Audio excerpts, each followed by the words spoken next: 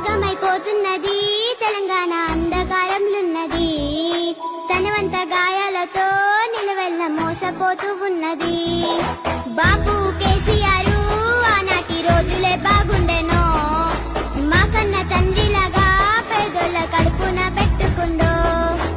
ఆగమైపోతున్నది తెలంగాణ అంధకారంలున్నది, తనవంత గాయాలతో నిలవెల్ల మోసపోతూ ఉన్నది.